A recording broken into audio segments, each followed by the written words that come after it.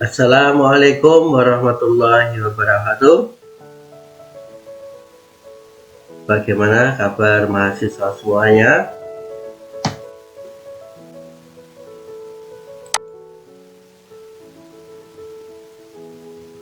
Oke, alhamdulillah kalau kalian kabarnya sehat dan selalu dalam keadaan dan perlindungan Allah SWT.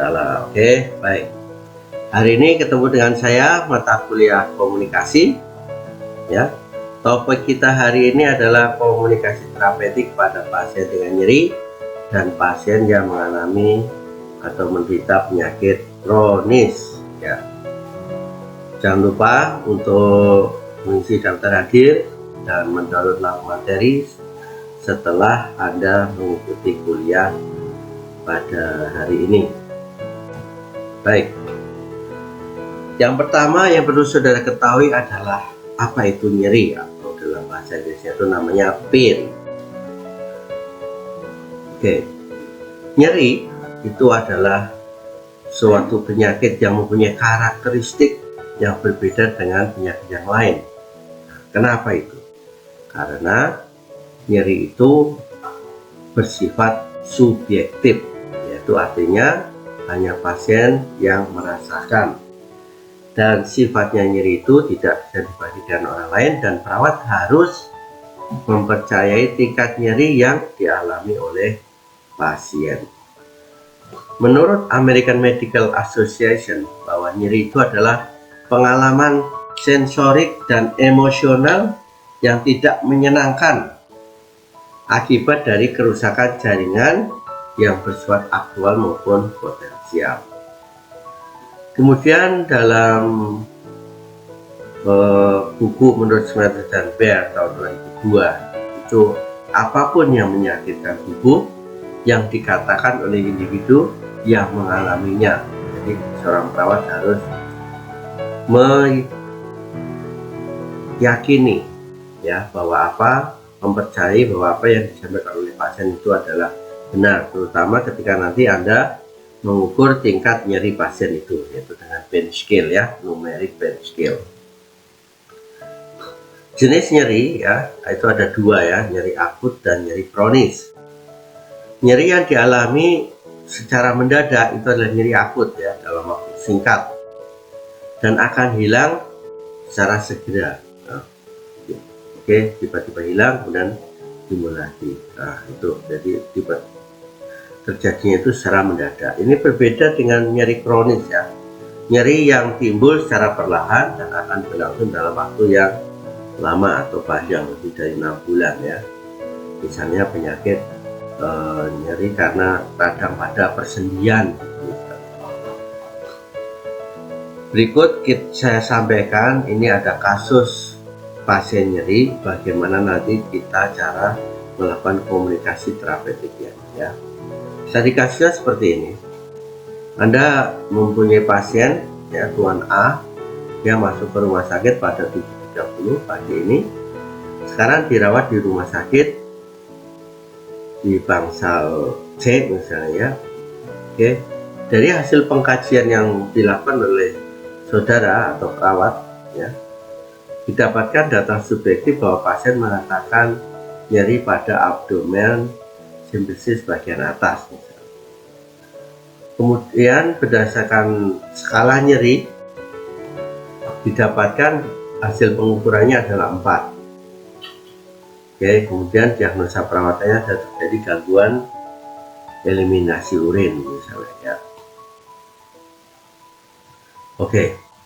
Nah, pertama, sebelum saudara melakukan komunikasi terapeutik pada pasien, kita harus tentukan dulu tujuannya. Tujuan kita melakukan komunikasi itu.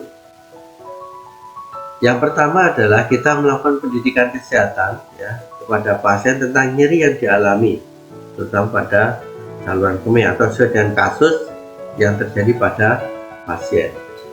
Yang kedua, kemudian Anda mengajarkan teknik, ya, untuk mengatasi nyeri, misalnya teknik nafas dalam atau get imaginary, boleh nafas dalam atau relaksasi, ya.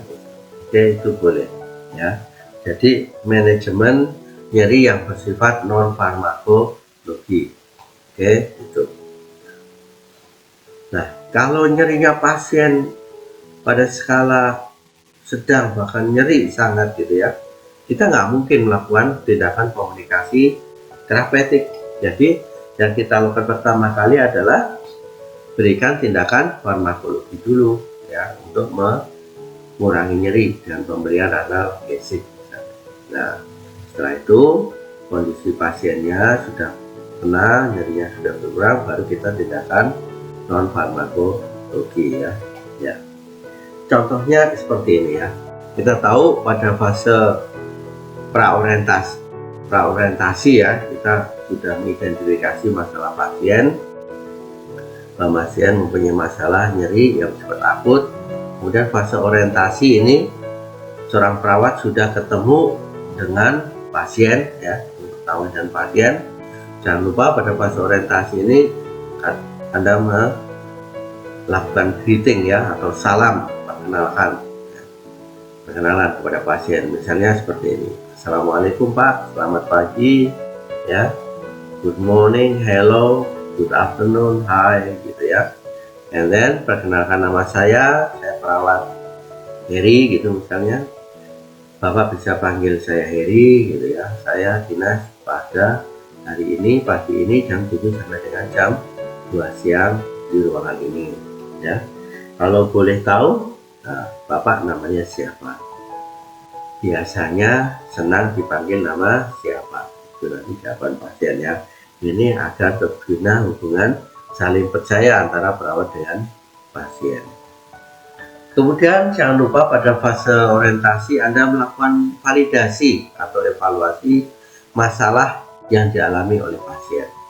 Bagaimana caranya? Cara melakukan pertanyaan adalah berikan pertanyaan kepada pasien. Bapak, bagaimana keadaan Bapak Tony misalnya, atau Johnny saat ini? Jadi nama pasiennya siapa? Kemudian jawabannya pasien seperti apa? Oh ya, saya nyeri sekali pada perut misalnya. Oke, tampaknya Pak Joni merasa nyeri. Apakah itu benar? Untuk meyakinkan bahwa kita mengidentifikasi data subjektif dan juga data objektifnya ya. Nampaknya Bapak merasa nyeri, apakah benar? Untuk melakukan validasi ini penting sekali ketika Anda mau melakukan komunikasi. Masih di fase orientasi, jangan lupa Anda melakukan kontrak ya, kontrak untuk melakukan komunikasi selanjutnya ya. Kontraknya apakah Pak Joni ya tidak keberatan berbicara dengan saya? Nanti jawaban Pak Joni saya baik. Oke ya, saya mau. Oke, saya akan berbicara dengan Pak Joni ya. Jangan lupa, jangan mengatakan Bapak saja. Bapak itu in general ya. Jadi harus khusus sebutkan nama pasien ketika Anda berkomunikasi. Jangan mengatakan berbicara dengan Bapak, berbicara dengan Ibu, jangan, atau Mbak gitu ya, atau Kakak. Langsung katakan Pak Joni misalnya, mengenai nyeri yang Pak Joni keluhkan. Nah, saya membutuhkan waktu 5-10 menit misalnya kontrak waktu ya. Bagaimana kalau tempatnya di sini ya?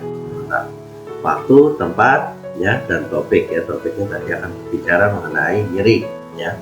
Bagaimana juga bisa berbaring, agar bisa Bapak berbaring kalau di tempat tidur ya. Baik, Bapak bersedia ya, oke, baiklah perawat, saya bersedia. Dalam kontrak ini ketika Anda identifikasi ya, nah kalau pertanyaan topiknya apa, topik kontraknya ya, jadi nyeri yang dialami oleh Pak Joni. Waktunya berapa lama? 5-10 menit. Tempatnya di mana? Tempatnya di sini, di bangsal, di ruangan ya, agar pasien tetap bisa dalam kondisi berbaring. Oke, baik. Setelah fase orientasi selesai, kita menginjak ke fase kerja ya. Kita mengikuti tadi tujuan komunikasi. Apakah Bapak tahu penyebab nyeri? Nah, kemudian pasien menceritakan tentang penyakitnya ya. Kapan pertama kali itu diderita, berapa lama, apa yang sudah dilakukan untuk mengatasi nyeri ya. Jangan lupa ketika pasien bercerita tentang penyakitnya, kita harus senantiasa memperhatikan respon pasien, memberikan respon yang positif ya. Oh, seperti itu. Ya, saya tahu Bapak. Oke. Bapak tahu tentang penyakit penyakit saluran kemih, saluran kemih itu apa? Oh, saluran kemih itu adalah saluran kencing Bapak, ya Pak Joni ya. Nah, saluran kencing Bapak itu mengalami gangguan ya. Itulah yang menyebabkan perut Bapak terasa nyeri ya. Perut Bapak Joni tadi merasa nyeri itu karena apa? Ada gangguan pada saluran kemih atau saluran kencing ya Pak Joni ya. Gitu. Jadi Bapak perlu khawatir, nanti bisa dibantu untuk mengatasi rasa nyeri itu. Dan tadi Bapak sudah diberikan juga obat penghilang nyeri. Nah, sekarang Bapak akan diajarkan bagaimana cara mengatasi nyeri tanpa menggunakan obat. Masih fase kerja, kemudian perawat jangan lupa ya memberikan contoh bagaimana menghilangkan rasa nyeri itu dengan tindakan non farmakologi atau tanpa obat. Misalnya dengan cara mengajarkan kepada Pak Joni tadi untuk melakukan teknik tarik nafas dalam ya.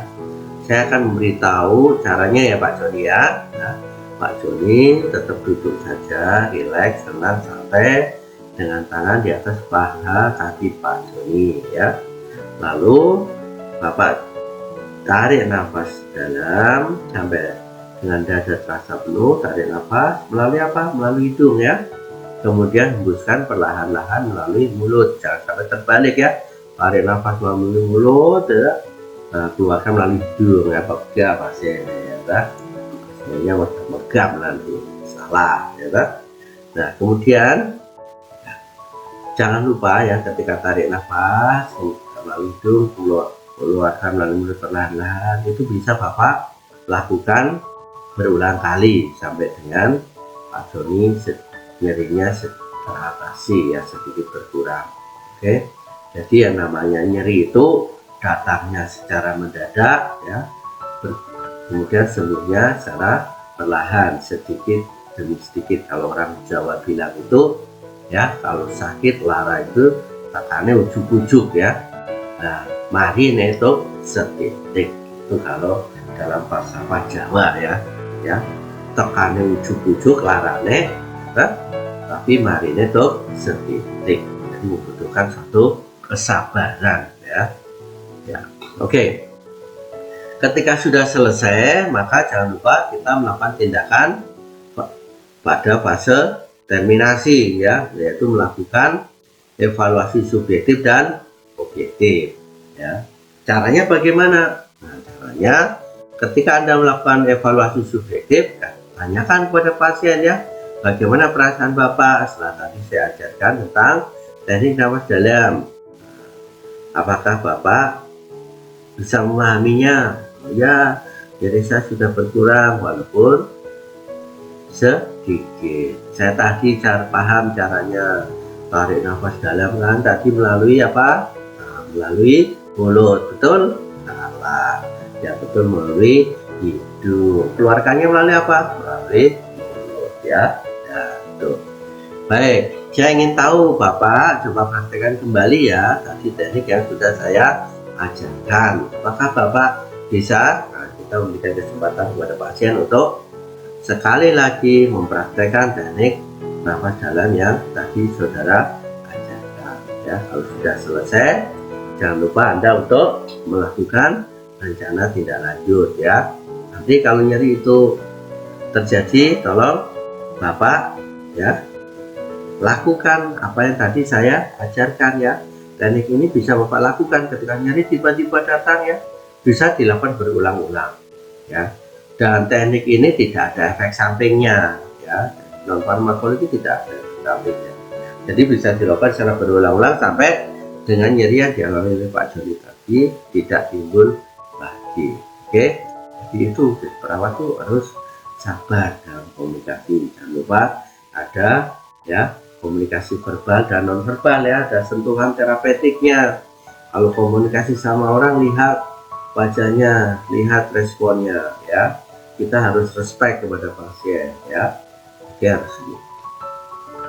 Kemudian dalam fase terminasi jangan lupa Anda melakukan kontrak pertemuan yang akan datang ya. Misalnya, baik, terima kasih Bapak ya, katakan terima kasih atas kerjasamanya sudah dilakukan. Nanti saya akan datang ke sini lagi sekitar jam 10 misalnya untuk mengontrol perkembangan kondisi nyeri Bapak. Dan saya harapkan Bapak kondisinya lebih baik. Nah, nanti ketika saya sudah ke sini lagi, apakah Bapak bersedia? Jawaban pasien baik ya, saya bersedia, saya akan kembali ke nursing station lagi ya Pak. Apa membutuhkan bantuan, silahkan tekan tombol di sebelah kanan Pak Joni ya, atau saudara Bapak bisa memanggil perawat di nursing station. Jangan lupa ya, ini yang paling penting, dan jarang sekali kita mengatakan I wish you are getting better ya, dalam bahasa Indonesia itu semoga Bapak lekas sembuh ya, itu. Jadi ketika pada fase terminasi, jangan lupa kita ada doa di situ ya, ada harapan ya bahwa semoga pasien lekas sembuh. Itu adalah memberikan semangat, memberikan sugesti yang positif kepada pasien ya. Ketika Anda jadi perawat itu harus seperti itu. Oke, sampai di sini mahasiswa untuk topik yang pertama yaitu tentang nyeri. Kita akan menginjak pada topik yang kedua ya, yaitu komunikasi terapeutik pada pasien yang mengalami penyakit kronis atau chronic disease ya. Chronic disease itu merupakan penyakit degeneratif yang berlangsung lama ya, lebih dari 6 bulan itu menurut WHO tahun 2012. Penyakit kronis itu termasuk golongan penyakit yang tidak menular atau non-communicable disease ya, menurut Swedenborg tahun 2010 ya. Non-communicable disease atau penyakit tidak menular. Kalau kita itu namanya PTM gitu ya, kenalnya PTM ya. Anda tahu bahwa Center of Excellence-nya Poltekkes Kemenkes Semarang itu adalah PTM ya, Center of Excellence penyakit tidak menular. Kemudian kondisi terminal ya, kronis akhirnya berlanjut pada kondisi terminal, yaitu suatu proses yang progresif menuju kematian ya, berlangsung melalui satu tahapan proses penurunan fisik, psikososial, spiritual orang yang mengalaminya. Jadi penyakit kronis itu penyakit yang lama sehingga pasiennya atau individu yang mengalami itu menjadi kondisinya menjadi terminal, yaitu terjadi penurunan fisik ya, jadi berat badan turun, jadi lemah, psikososial itu menjadi murung orangnya, menjadi putus asa. Oke, spiritual itu kadang-kadang menjadi ini Tuhan tidak adil sama saya. Nah, itu kadang-kadang dia bahkan tidak mau menjalankan ibadah misalnya. Oke, seperti itu. Jadi ini yang terjadi pada kondisi pasien dengan penyakit kronis. Nah, jenis penyakit kronis itu apa saja ya? Itu contohnya itu ada penyakit paru obstruksi menaun ya, penyakit kardiovaskuler ya, penyakit gagal ginjal kronis, penyakit kanker ya, penyakit DM ya, diabetes mellitus, itu adalah contoh-contoh penyakit kronis. Tapi kita hanya fokus pada komunikasinya ya, ini sebagai pengantar kuliah kita pada hari ini. Nah, bagaimana sifat penyakit kronis? Yang perlu sudah ketahui itu ada 3 ya, yaitu bersifat progresif ya. Semakin lama penyakitnya semakin bertambah parah ya, penyakit kardiovaskuler, penyakit DM tadi ya, apabila pasien tidak diet ya, tidak patuh terhadap program pengobatan, maka kondisinya semakin lama semakin bertambah parah. Yang kedua itu menetap ya, seseorang yang terserang penyakit kronis, maka penyakit tersebut akan menetap pada individu tersebut ya, contohnya pada penyakit DM tadi. Kemudian sering kambuh, timbul sewaktu-waktu dalam kondisi yang sama atau berbeda ya. Sering kambuh apabila pasiennya tidak patuh terhadap program pengobatan, tidak patuh menjalankan diet misalnya. Oke, pola hidupnya tidak sehat ya. Oke, gaya hidupnya oke. Nah, penyakit kronis itu akan menimbulkan respon kehilangan dan berduka ya, pada pasien atau pada individu yang mengalaminya. Nah, respon kehilangan dan berduka itu ya, yang seringkali kita dengar, Anda seringkali pahami, itu yang pertama denial ya. Oh, tidak mungkin ini terjadi sama saya. denial, menolak dulu. Kemudian baru anger, ya, marah. Wah, nggak benar ini petugas kesehatan, hasilnya nggak benar ini. Akhirnya tahap ketiga dia depresi, depression, ya.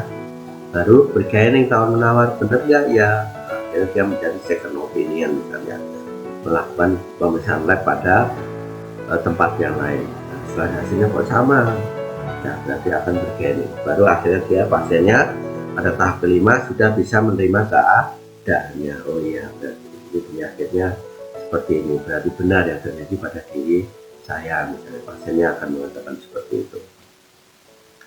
Nah, kita lihat masing-masing respon kehilangan dan berduka tadi. Oke, tahap penyangkal, ya, atau menolak, denial. Pada tahap ini itu pasien bertindak seperti tidak terjadi sesuatu. Nah, ini nggak mungkin saya sakit ini, DM, nggak mungkin, ini nggak benar. Menolak menerima kenyataan karena adanya dari kehilangan itu, kehilangan kesehatannya. Pasien seolah-olah tidak mengetahui hal yang telah terjadi. Nah, contoh juga nih, pada pasien yang baru saja terdiagnosa kanker, pasien akan menolak kenyataan dan menyangkal bahwa diagnosanya salah, ya.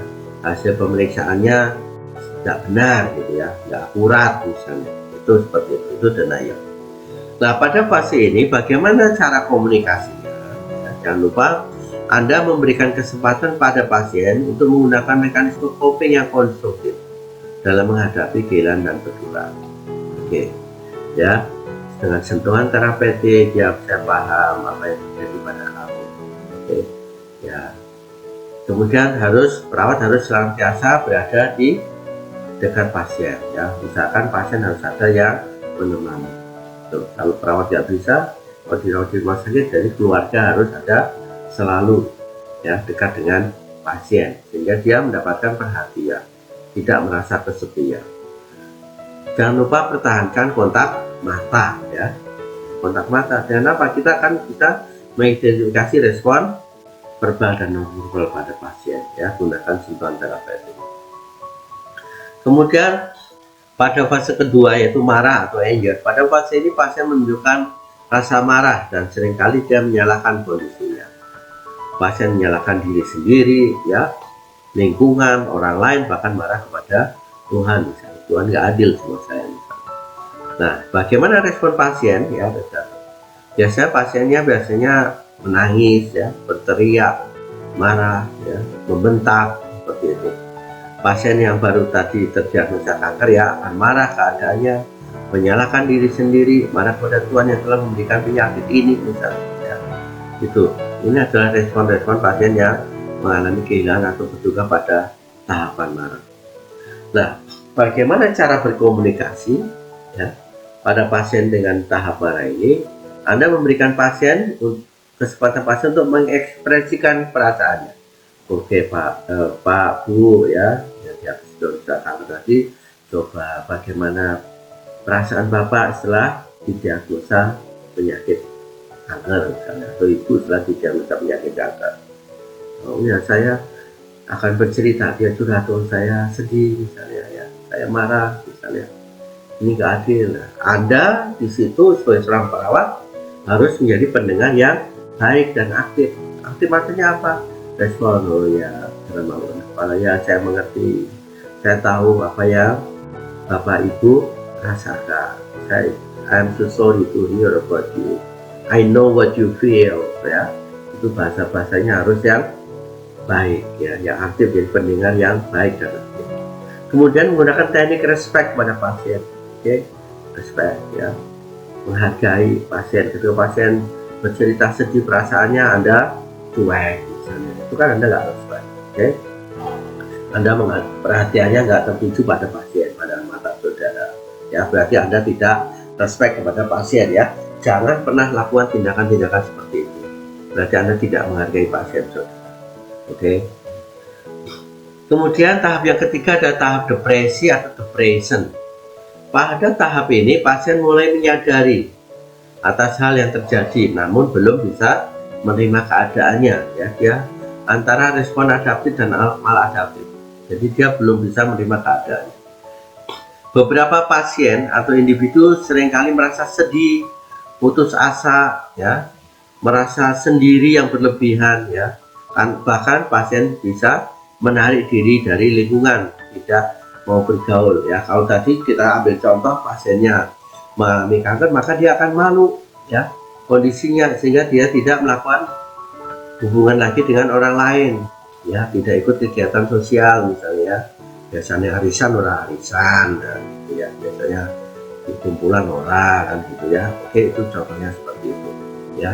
Jadi ini pada tahap depresi.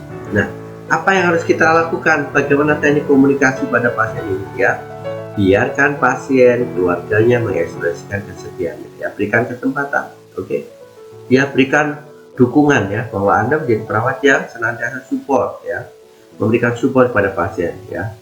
Bapak, Ibu tidak sendiri, ya, ada kami perawat yang akan senantiasa membantu, ya, untuk mengatasi masalah kesehatan yang dialami. Oke, jadi jangan pernah merasa sendiri, ya. Ada kami petugas kesehatan yang senantiasa siap untuk membantu.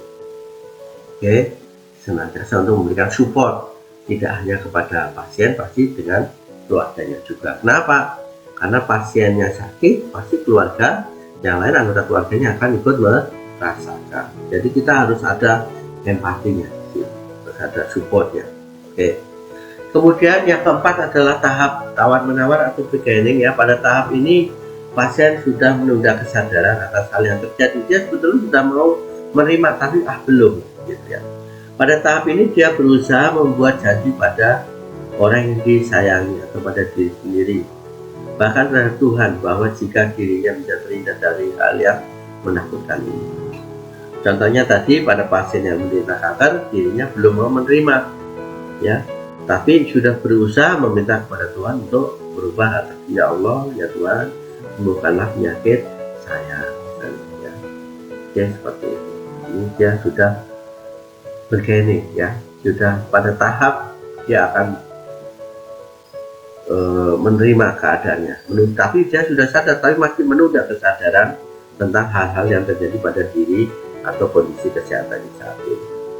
Nah, pada kondisi bargaining ini, ya, teknik komunikasi yang dapat saudara lakukan kepada pasien, memberikan kesempatan pasien untuk menawar, ya. Coba kata apa yang saudara inginkan, apa yang saudara rasakan, bantuan seperti apa yang saudara harapkan dari orang-orang terdekat, dari petugas kesehatan.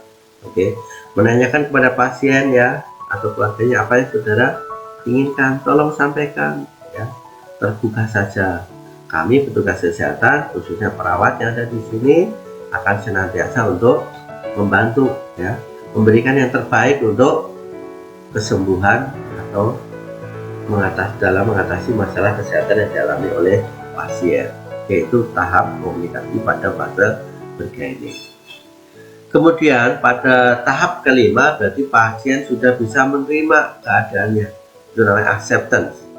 Pada tahap ini pasien sudah menerima sesuatu yang terjadi pada dirinya dan sudah bisa mulai menata kehidupannya kembali, ya. Pasien sudah bisa tersenyum, ya, sudah rileks, ya, sudah menerima kondisinya, mulai cara baru, ya, untuk mensiasati penyakitnya, mencari cara untuk kembali ke kehidupan yang normal atau new normal, gitu ya. Oke, seperti itu. Nah, pada fase ini jangan lupa Anda melakukan teknik komunikasi, ya.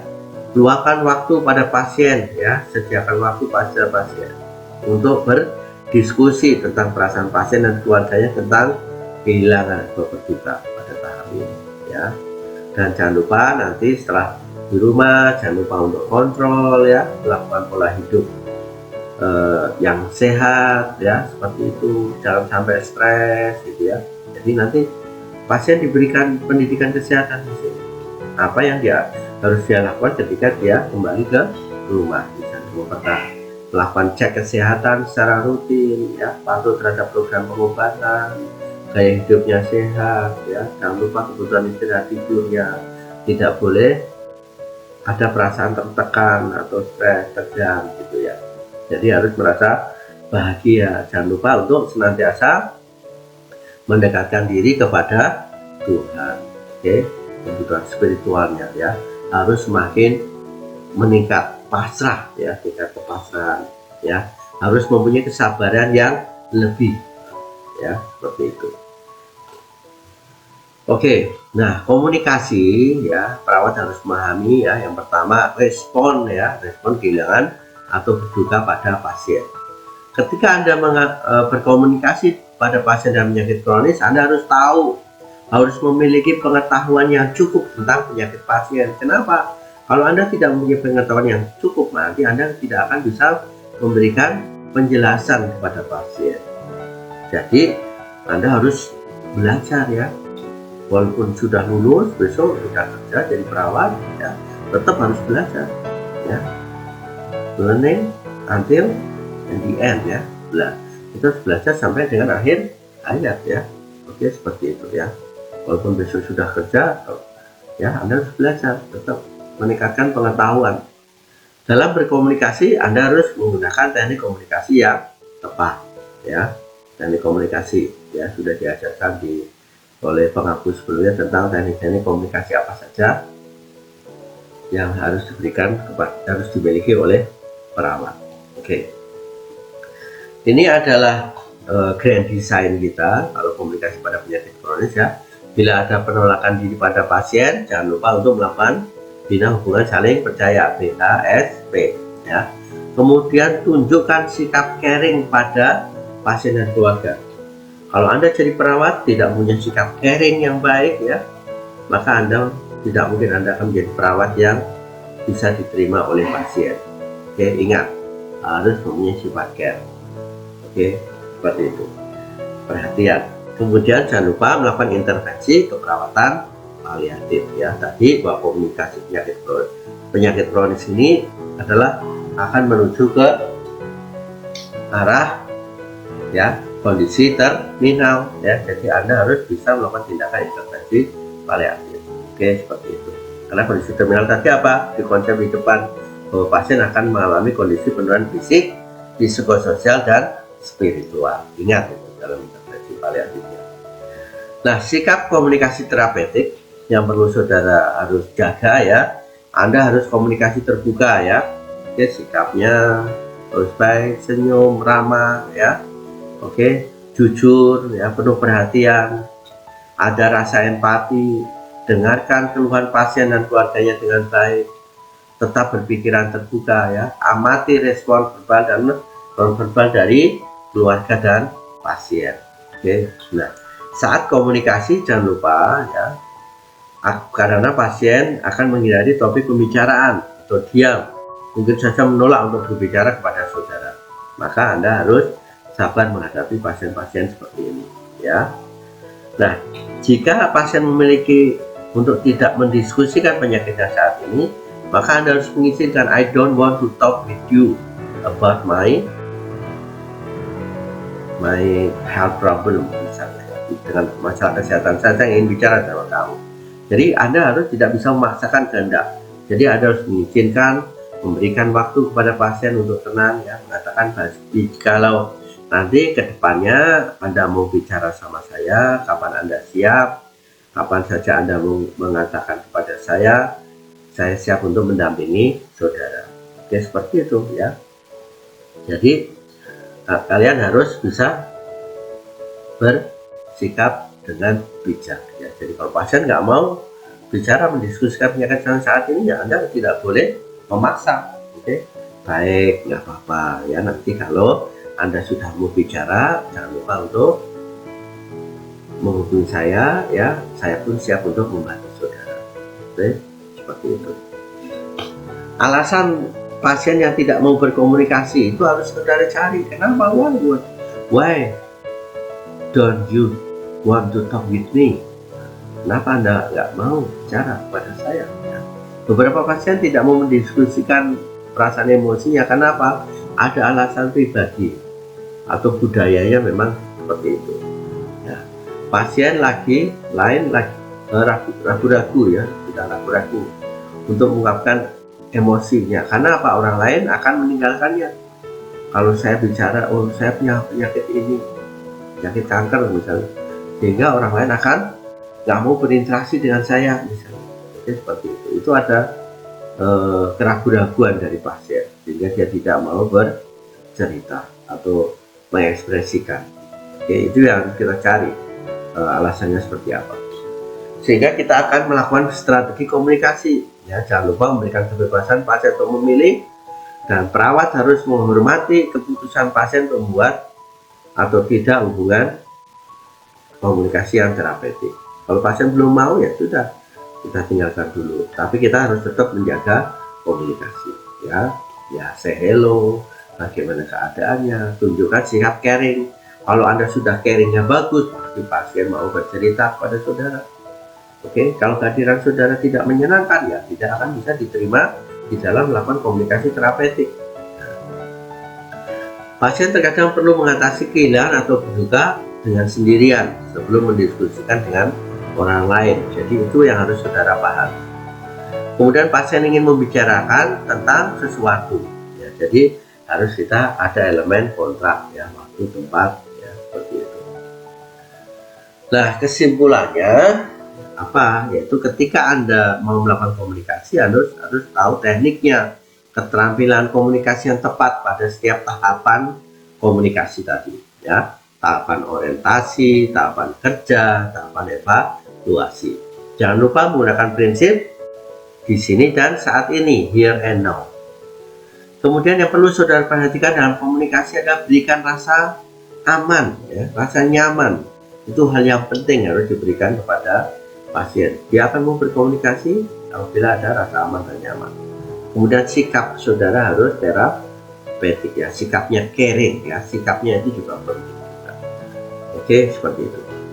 Oke, mahasiswa yang berbahagia, untuk praktika ya, nanti yang mahasiswa nomor absennya ganjil ya, Anda melakukan tugas praktika menyusun role play pada pasien dengan kasus nyeri akut ya. Kalau nomor absen ganjil ya, tolong dengarkan baik-baik.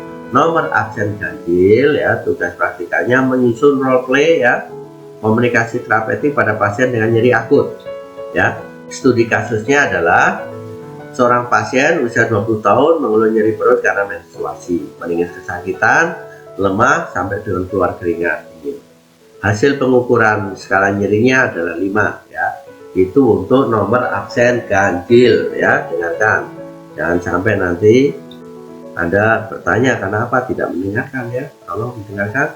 Nah, bagi mahasiswa yang nomor absennya genap ya, Anda menyusun role play komunikasi terapeutik pada pasien dengan penyakit kronis. Studi kasusnya laki-laki 45 tahun telah didiagnosa menderita penyakit DM ya lebih dari 5 tahun yang lalu. Saat ini dia merasa putus asa tentang pengobatan penyakitnya dan takut kondisinya akan memburuk ya. Anda buat role play komunikasi mulai fase orientasi, fase kerja, terminasi. Oke, dilakukan secara individu ya. Nanti tugasnya dikumpulkan ke SIPEN ya. Baru nanti SIPEN akan mengirim ke dosen pengampu. Dosen pengampunya dalam pokok bahasa ini adalah saya. Nanti dari dikompilasi SIPEN, setelah SIPEN kompilasi baru dikirim ke saya melalui email. Oke, seperti itu. Baik, mahasiswa yang berbahagia, demikian kuliah kita pada siang hari ini. Terima kasih atas perhatiannya. Oke, jangan lupa untuk subscribe dan like ya. Terima kasih saya ucapkan yang bersedia untuk subscribe dan like pada video pembelajaran saya ini, pada kuliah ini. Teriring doa sukses untuk kalian semua, tetap semangat, jaga kesehatan, oke, dan semoga kita bisa ketemu lagi pada kuliah tatap muka ya. Kita harapkan ke depan kita bisa kuliah tatap muka. Mari kita tutup kuliah kita pada siang hari ini dengan baca hamdalah bersama. Alhamdulillahirobbilalamin. Wabillahi taufiq hidayah. Wassalamualaikum warahmatullahi wabarakatuh.